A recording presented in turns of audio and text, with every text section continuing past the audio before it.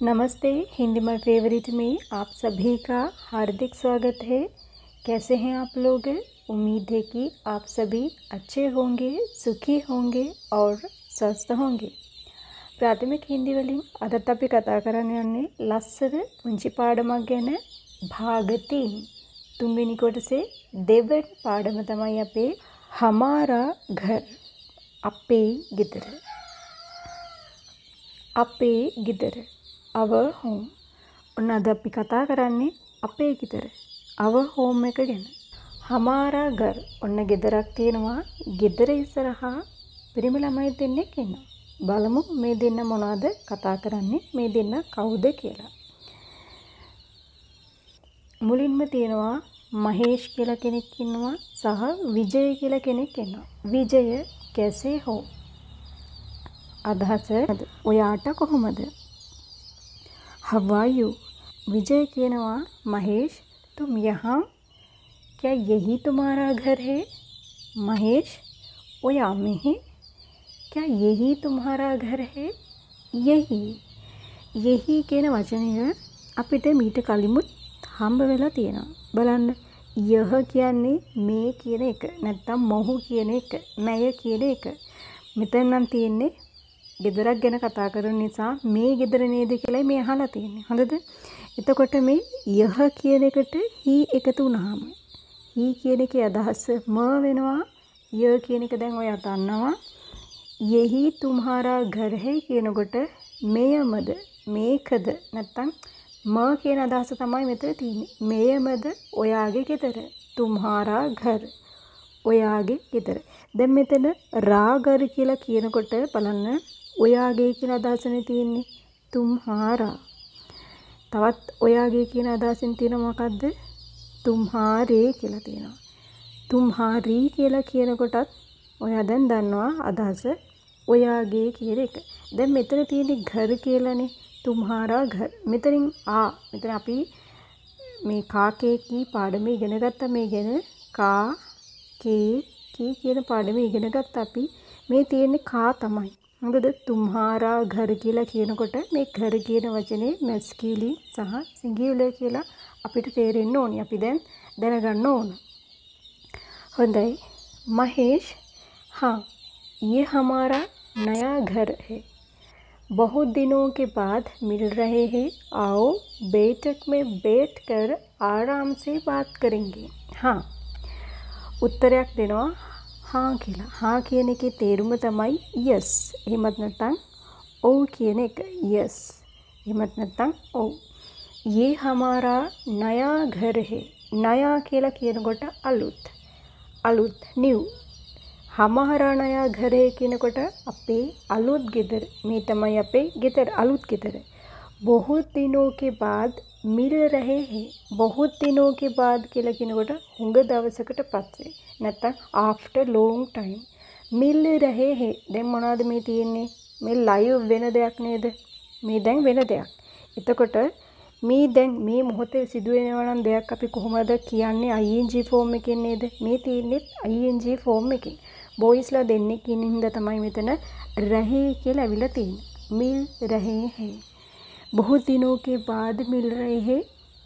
අපි හුඟ දවසකට පස්සේ හම්බ වෙන්නේ.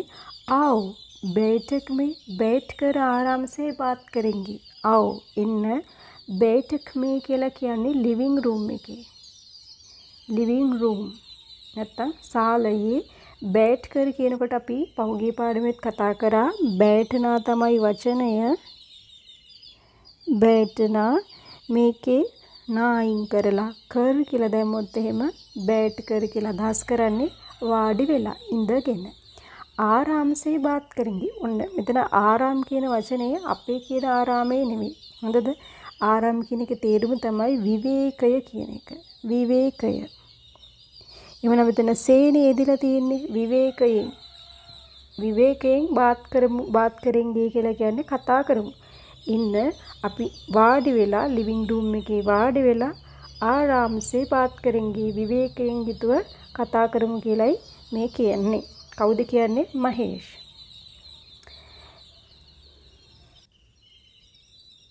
विजय घर में कौन कौन है?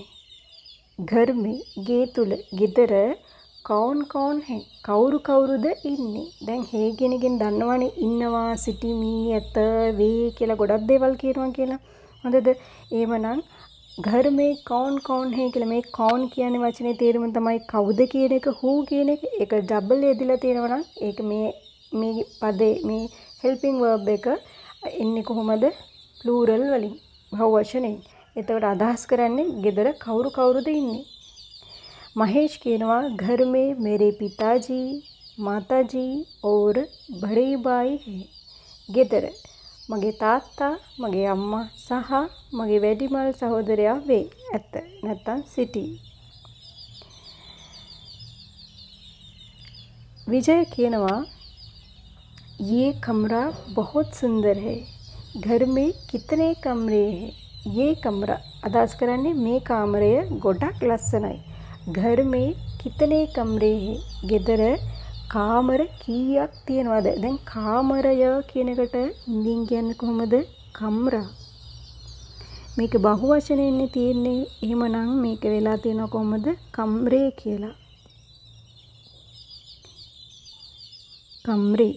कितने कमरे කියලා ඇවිල්ලා තියෙන්නේ කීයක්. ඒ කියන්නේ මෙතන බහු වචනෙන් තියෙන නිසා මෙතනත් මේ බහු වචනෙන් ඇවිල්ලා තියෙනවා. කිතනා නැත්තම් වචන හැදෙන්නේ කොහොමද? මේ कितना, कितनी, कितनी කියලා හැදෙනවා. නමුත් මෙතන තියෙන බහු වචනෙන්නේ. ඒක නිසා තමයි මේ कितने කියලා යොදාගෙන තියෙන්නේ. कितने कमरे हैं. කාමර කීයක් තියෙනවද? घर में 5 कमरे हैं. ඔයාගේ ගෙදර කීයක් තියෙනවද කියලා අහුවොත් එහෙම කොහොමද දාන්නේ? आपके घर में कितने कमरे हैं. सॉरी ඔයාගේ නෙවෙයි ඔබගේ. आपके घर में कितने कमरे हैं. ඔයා උත්තර දෙනකොට කොහොමද කියන්නේ? मेरे කියලායි කියන්නේ. मेरे घर में 5 कमरे हैं. 6ක් තියෙනවා නම් 6 कमरे हैं. හොඳ. කියනවා 3 कमरे नीचे है, 2 कमरे ऊपर. කාමර 3ක් තියෙනවා. නීචේ කියනකොට යට, down. ऊपर කියලා කියන්නේ උඩ. හොඳද? 2 कमरे ऊपर. දැන් මේ වාක්‍යයේ තියෙන්නේ එකම වාක්‍යයක් විදිහටනේ. නේ? එක සහායක ක්‍රියාවයි ඇවිල්ලා තියෙන්නේ. මෙතනින් full stop තියලා තිනවා. මෙතන බලන්න 2 कमरे ऊपर हैं කියලා ලියලා නැහැ. එක වාක්‍යයකට අරගත්ත නිසා එක වාක්‍යයේ මේ පළවෙනි වාක්‍යයට මේ සහායක ක්‍රියාව ඇඩ් කරාම ඇති. 2 कमरे ऊपर. नीचे वाले कमरे बड़े हैं, ऊपर के कमरे छोटे हैं. नीचे वाले කියලා කියන්නේ යට තියෙන කාමර, बड़े हैं කියලා කියන්නේ විශාලයි, ऊपर के कमरे छोटे हैं. උඩ තියෙන කාමර කුඩයි, පුංචි. බලන්න මෙතන තියෙන नीचे वाले कमरे කියන එක අපිට ඕනනම් ලියන්න පුළුවන්. नीचे के कमरे කියලා ලියන්න පුළුවන්. ඒ වගේම ऊपर के कमरे කියන වචනේ ඕනනම් අපිට ලියන්න පුළුවන් ऊपर वाले कमरे කියලා. මේ විදිහට ලිව්වට අර්ථයේ කිසිදු වෙනසක් වෙන්නේ නැහැ. සමාන අර්ථයක් තමයි තියෙන්නේ. नीचे के कमरे කිව්වත් नीचे वाले कमरे කිව්වත් එකයි. ඔයාට යම්කිසි අවස්ථාවක උඩ තියෙන කාමර, යට තියෙන කාමර කියලා කියන්න අවශ්‍යතාවයක් ආවොත් මේ විදිහට කියන්න පුළුවන්. ඔයාට පහසු විදිහට කියන්න පුළුවන්. හරිද? दाहिनी ओर पिताजी का कमरा है. दाहिनी ओर කියලා කියන්නේ right side එක කියන එක. දකුණු පැත්තේ. දකුණු පැත්තේ.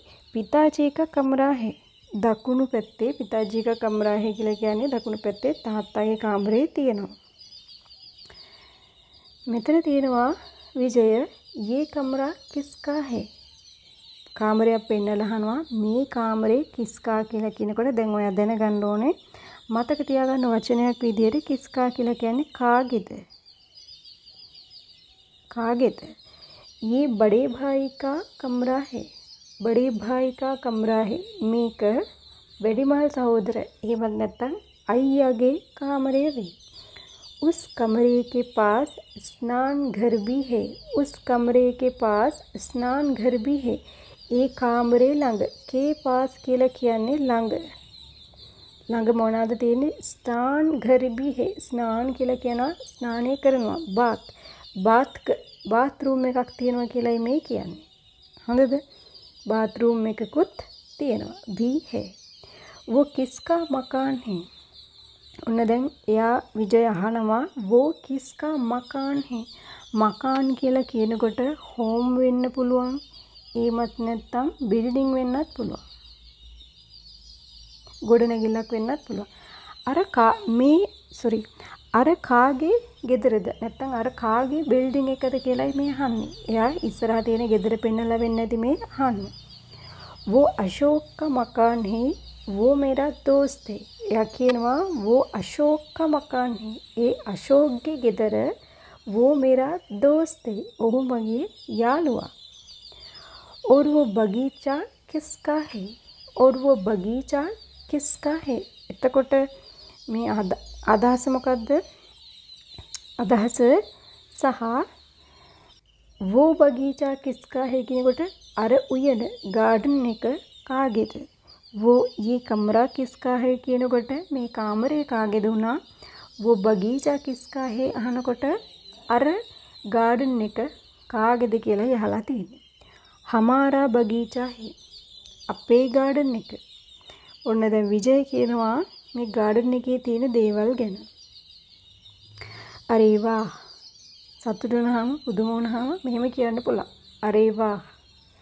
बगीचा तो बहुत बड़ा और सुंदर भी है.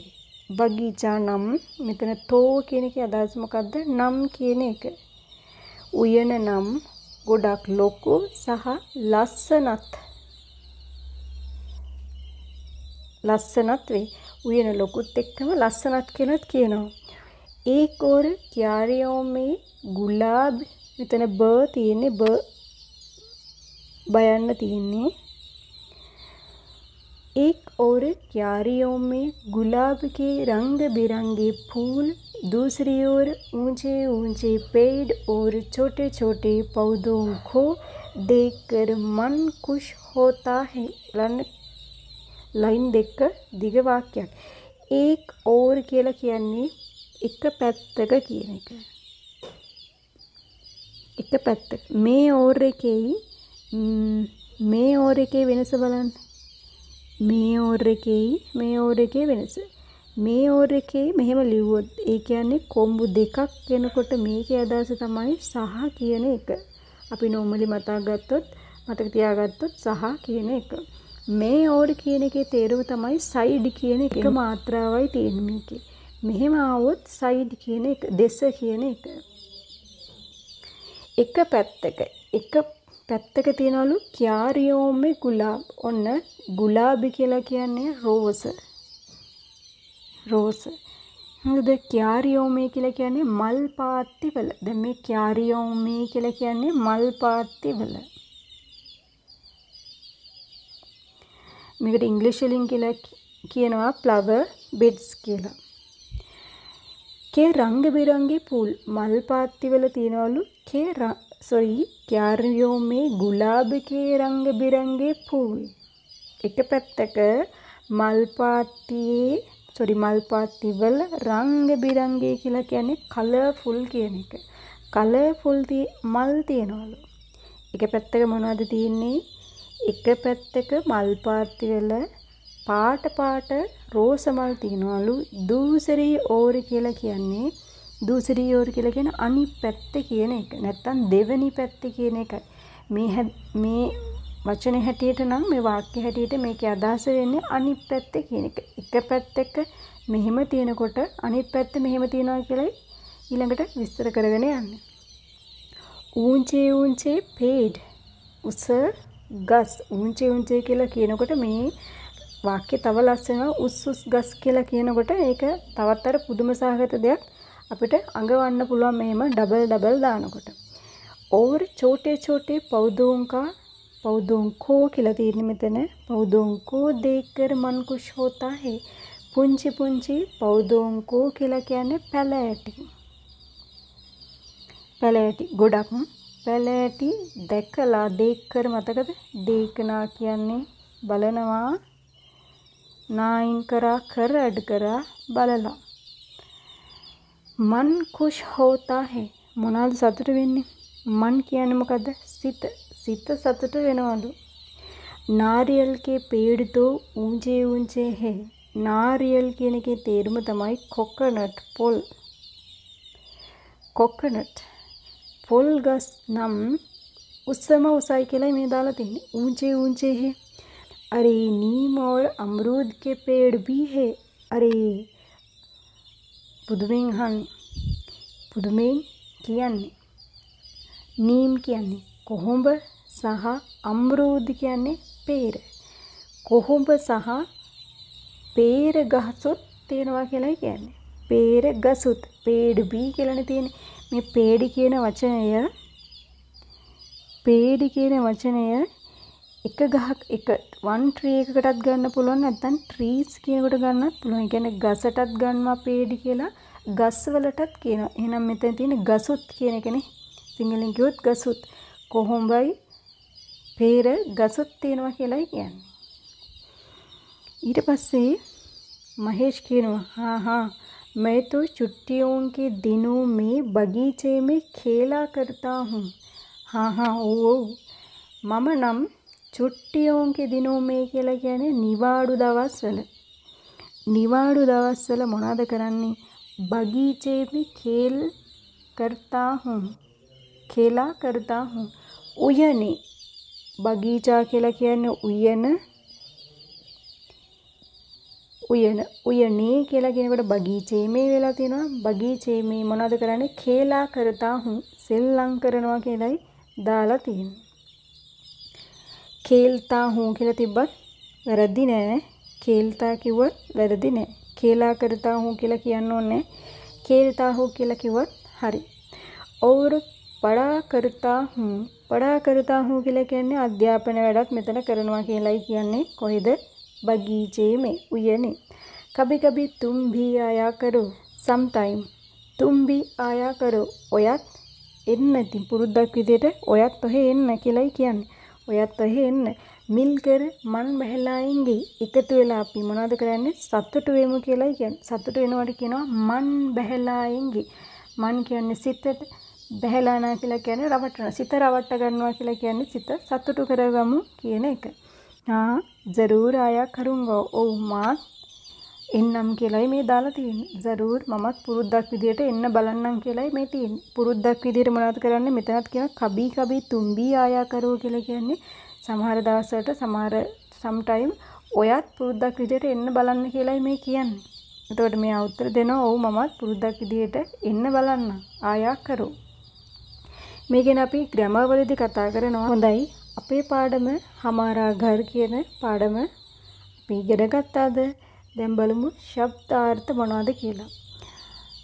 बात करना, नया, दाहिनी ओर, स्नान घर, बगीचा, पौधा, रंग बिरंगी. මෙන්න මේ වචන කිහිපයක් තියෙනවා. මෙන්න මේ වචන කිහිපය අල්ලලා ඔයාට අභ්‍යාසවලදී උත්තර ටික ලියන්න තියෙනවා. බලන්න අභ්‍යාසවලක් තියෙනවා ප්‍රාන්තීය භාෂාවේ අර්ථ ලිඛියේ කියනකොට ඉංග්‍රීසි වලින් තමයි ලියන්න තියෙන්නේ. මේ වචන පහම මෙතන තියෙනවා. ඔයාලට තියෙන්නේ ඉංග්‍රීසි වලින් මේ වචන පහ මතක තියාගන්න. ඊට පස්සේ විලෝම ශබ්ද කියනකොට විරුද්ධ වචන opposite words තමයි ලියන්න තියෙන්නේ. බාද් කියනකොට මොකක්ද? බාද් කියලා කියන්නේ පසුව. එහෙමනම් පෙර කියලා කියනකොට උත්තරේ ලියන්න ඕන අපි මොනවද? පහලේ කියලා. පහලේ. නයා කියන්නේ අලුත්නේ. පැරණි කියනකොට කොහොමද කියන්නේ? පුරාණා. කීප දෙනෙක් අහලා තිබුණා මේ රයන්නට පස්සේ සිංහල වලදී නම් රයන්නට පස්සේ ලියන්නේ මූර්ධද නයන්න. රයන්නට පස්සේ. හොඳද? මෙහෙම පුරාණා කියලා මෙහෙම ලියන්න එපා. හින්දි වල ඒ වගේ දෙයක් ලියලා නැහැ. ඒ වගේ දේවල්, ඒ වගේ නීතියක් නැහැ. හින්දි වල මේ රයන්නට පස්සේ මේ රයන්න තමයි ගොඩාක් වෙලාවට එන්නේ. ඒක නිසා මේ අපේ උදාහරණයක් විදිහට රාණී කියලා සිංහලෙන් අපි මෙහෙම ලිව්වට හින්දියෙන් ලියන්නේ කොහමද? රාණී මේ විදිහට. මේ විදිහට ලියන්නේ නැහැ. මේ සිංහල මේ හින්දි අපි ඉගෙන ගන්න මොනවද? හින්දිනේ. එහෙමනම් හින්දි නීති රීති අනුව රයන්නට පස්සේ මුදුදරයනක් එන්නේ නැහැ. දන්තජන යන තමයි ගොඩාක් වෙලාවට එන්නේ. චෝටා කියන්නේ කුඩා කියනවා විරුද්ධ වචනේ වෙනවා මොකද්ද? බඩා. යටින් තිතගොත් ඕන. ඌපර කියන්නේ උඩ නැත්තම් ඉහළ. විරුද්ධ වචනේ මොනවාද? ऊपर නම් නීචේ. කයි කියනකොට ගොඩක් කියන අදහස තියෙනවා, මිනි කියන අදහස තියෙනවා, නැත්නම් කිහිපයක් කියන අදහස තියෙනවා. මම කයි කියලා කියනකොට කයි ලෝග කියලා කියනකොට ගොඩක් දෙනෙක් කියලා කියන්නත් පුළුවන්. එතකොට මෙතන උත්තරේ දාගන්න පුළුවන් කුච් කියන වචනේ. ඒ කියන්නේ ටිකක් කියන එක. කයි කියන එකේ විරුද්ධ වචනයක් විදිහට බහොත් කියලා දාගන්නත් පුළුවන්.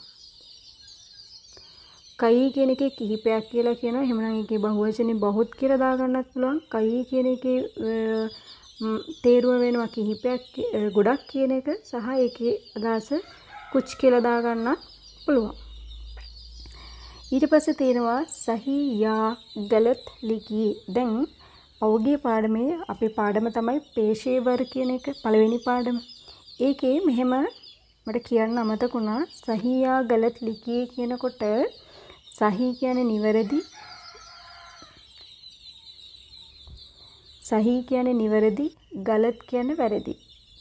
හරිද වැරදිද කියලා ලියන්න තියෙන්නේ. right or wrong කියලා තමයි ලියන්න තියෙන්නේ. උත්තරේ ලියනකොට හරියක් හෝ වැරද්දක් එහෙම දාන්නේ නැතුව ඉස්සරහා ඔයාලට මොනවද කරන්න ඕනි? මෙතන හරිනම් සහි කියන වචනේ ලියන්න ඕනි. බලමු උදාහරණයක් විදිහට මහේෂ් කා ඝර නයා හේ. ඇත්තද මේ කතන්දරේ? එහෙම වාක්‍යයක් තිබුණාද මහේෂ් කා ඝර නයා හේ කියලා?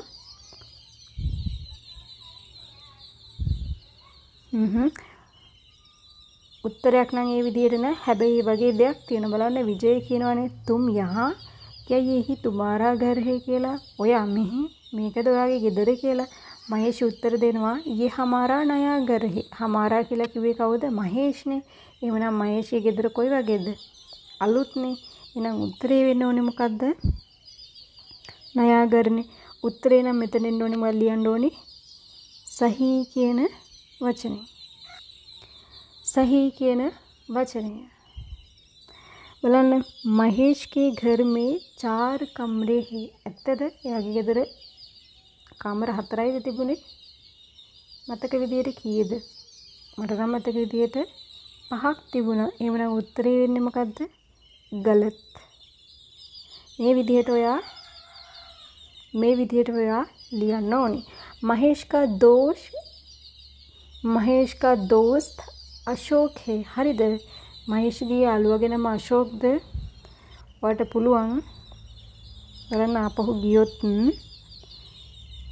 මේ තියෙන්නේ वो किसका मकान है කියනකොට वो अशोक का मकान है. वो मेरा दोस्त है. ඔහු මගේ යාළුවා. ඒ කියන්නේ ඔහු කියන්නේ කවුද? අශෝක. එහෙමනම් මේ උත්තරේ මේ ප්‍රශ්නේ හරි. උත්තරේ ලියන්නේ මොකද මෙතන? සහි කියලා. बगीचा छोटा और असुंदर है. එහෙමද පොතේ තිබුණේ උයන කුඩා සහ කැත එකක් කියලාද? නෑ. එහෙමනම් මෙතන ලියන්නේ මොකද්ද? ගලත් කියලා. नारियल के पेड़ ऊंचे है. පොල්ගස් උසටද තිබුණේ? ඔව් නේද? එහෙමනම් මෙතන ලියන්නේ සහි කියන වචනේ. හරි. ඊට පස්සේ प्रश्नों का उत्तर एक वाक्य में लिखिए. प्रश्न वलට උත්තර එක වාක්‍යයකින් ලියන්න තියෙන්නේ. महेश का घर नया है या पुराना. या කියන එකෙන් අදහස් කරන්නේ නැත්නම් කියන එක. නැත්නම් ඉංග්‍රීසි වලින් කිව්වොත් එහෙම ඔව්.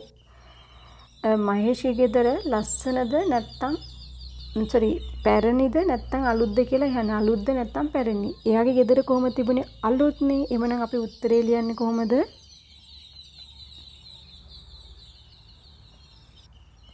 උත්තරේ ලියනවා महेश का घर नया है කියලා ලියලා මෙතනින් full stop එක තියෙනවා. හරිද? උත්තරේ ලියනකොට महेश के घर में कौन कौन है. महेशගේ ගෙදර කවුද හිටියේ? බලමු මහේෂ්ගේ ගෙදර කවුද හිටියේ කියලා. මේ තියෙන්නේ महेशගේ घर में ගෙදර හිටියේ කවුද? पिताजी හිටියා, माताजी හිටියා और बड़े भाई. කොහොමද අපි ඒකට උත්තරේ ලියන්නේ?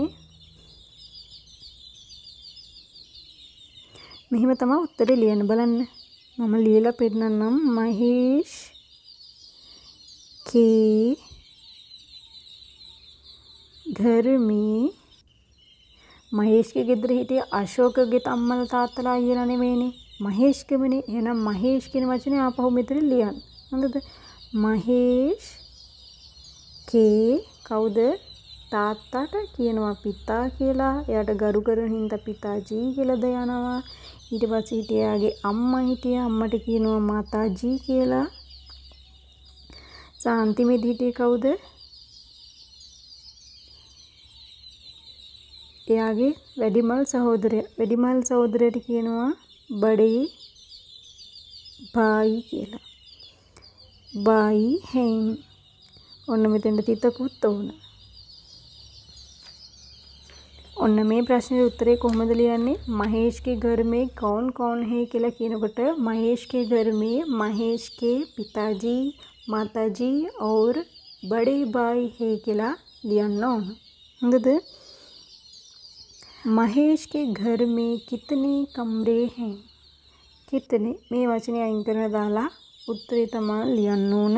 උත්තරේ ලියනවා නම් කීයද තිබුණේ? කාමර 5ක් තිබුණා නේද? මේ බලන්න මෙතන තියෙනවා ලියලා घर में 5 कमरे है කියලා තියෙනවානේ. නම් 5යිනේ තිබිලා තියෙන්නේ. උත්තරේ වෙන්නේ මොකක්ද එහෙනම්? 5 कमरे है. මෙතන ලියන්න ඕනි. ආපහු ලියන්න ඕනි වාක්‍ය. महेश के घर में උත්තරේ ලියන්න ඕනි 5 कमरे हैं. 5 කියනකොට සංඛ්‍යාව ලියන්න නැතුව වචනේ ලියන්න ඕනි. 5 චන්ද්‍ර බිඳු වෙනවා 5. क्यारियों में कैसे कैसे फूल लगे हैं? क्यारियों में කියලා කියන්නේ මල් පාත්ති වලනේ. මල් පාත්ති වල මොන වගේ මොන මල්ද තිබුණේ? ඊළඟට තියෙනවා क्यारियों में कैसे कैसे फूल लगे हैं. මල් පාත්ති වල මොන මල්ද තිබුණේ කියලා අහන්නේ. හරිද? මොන මල්ද තිබුණේ? මොන මල්ද තිබුණේ?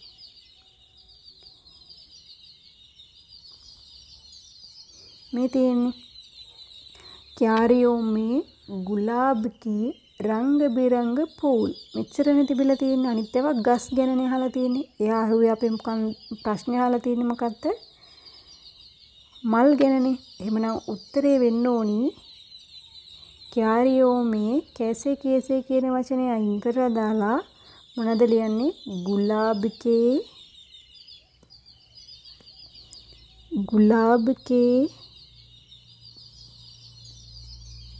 रंग बिरंगे फूल इतनी कट से लगे हैं. හොඳද? එමනම් හතරවෙනි ප්‍රශ්නෙට උත්තරේ වෙන්නේ गुलाब के रंग बिरंगे फूल लगे हैं. नारियल का पेड़ कैसा होता है? नारियल का पेड़ कैसा होता है කියනකොට කොහොමද පොල් ගස් තිබුණේ? කොටටද උසටද? උසට කියලා කියනකොට ඔයා මේ ප්‍රශ්නෙට උත්තරේ ලියන්න try කරන්න. පුළුවන් නම් comment box එකේ ලියලා යවන්න. බලමු ඔයා හරිද මේ උත්තරේ ලියනවා කියලා. ඔන්න අපි අද පාඩම ඉගෙන ගත්තා. දෙවෙනි පාඩමට අනුව මෙතනක් තියෙනවා කේවල් ඥාන විස්තර කියලා. ඒ කියන්නේ මේ අපේ දැනුම සඳහා පමණයි කියලා තියෙන්නේ. ඒ කියන්නේ මේ කොටස විභාගයට අහන්නේ නැහැ. මේ අභ්‍යාස කියන කොටස විතරයි විභාගයට ගන්නෙ. ලිංග පෙහචානිය කියලා මෙතනක් දීලා තියෙනවා. ඒ කියන්නේ පුරුෂ ලිංග ස්ත්‍රී ලිංග භාවය අඳුර ගන්න කියලායි කියන්නේ. यही तुम्हारा घर है. घर කියන එකෙන් අදහස් වෙනවා මේ වචනේ घर කියන වචනේ මැස්කියුලන් සහ සිංගියුලර් කියලා. සමහර විට ඔයා මේ වචනේ තේරුම දන්නේ නැතත් මෙතනින් ඔයාට අල්ලගන්න පුළුවන් මෙයා කවුද කියන එක. අදහස අපි පස්සේ හොයාගමු නේද? මකාන් කියන කොටත් ගොඩනැගිල්ල නිවස කියන එක ගන්න පුළුවන්. එතකොට කිස්කා මකාන් කියන කොට මෙතනත් කිස්කා කායිකාව නිසා මෙතන මෙයා ඒක වචනෙන් ඉන්නවා කියලා තේරෙනවා. तुम्हारा बगीचा बहुत अच्छा है. මෙතනත් ඒ වගේ බගීචා කියනකොට तुम्हारा වෙලානේ තියෙන්නේ. කායකනේ ඇවිල්ලා තියෙන්නේ. එහෙමනම් මෙයත් මැස්කියුලින් සිංගියුලර් ෆෝම් එකෙන් තියෙන්නේ. හොඳද? घर में कितने कमरे हैं? कितने කියලා අහනකොට සාමාන්‍යයෙන් ගෙදරක එක කාමරයක් නෙවෙයිනේ තියෙන්නේ. ඊට වඩා වැඩි සංඛ්‍යාවක් නේ. ඒකින්ද තමයි මෙයා මෙතන බහුවචනයෙන්ම අහලා තියෙන්නේ कितने कमरे हैं කියලා. क्यारी में कई पौधे हैं. क्यारी කියලා කියන්නේ මල් පාත්තිය කියන එක. මල් පාත්තියේ කියලා එක තමයි මේ ලියලා තියෙන්නේ. මල් පාත්ති වල කියනකොට කොහොමද ආවේ? क्यारियों में කියලා. මල් පාත්ති යේ කියලා එනකොට ලියලා තියෙන්නේ කොහොමද? क्यारी කියලා. क्यारी में. මේකේ අදහස ගොඩක් ගැන. ගොඩක් මල් පාත්ති තියෙනවා. මෙතන තියෙන්නේ එක මල් පාත්තියක් ගැන. කයි පෞදේ හේ. පෞදේ කියලා කියන්නේ පැලෑටි. හරිද? කයි කියලා කියන්නේ ගොඩක්. ගොඩක් පැලෑටි තියෙනවා. හරිද? ඕකේ. हमारा घर. මේ පාඩමේ ආව අභ්‍යාසවලට උත්තර ලියලා ඔයා උත්තර ටික කටපාඩම් කරගන්න. एग्जाम එකේදී හම්බ වෙමු. එහෙමනම් मिलते हैं अगले वीडियो से. अपना ख्याल रखिए. नमस्ते.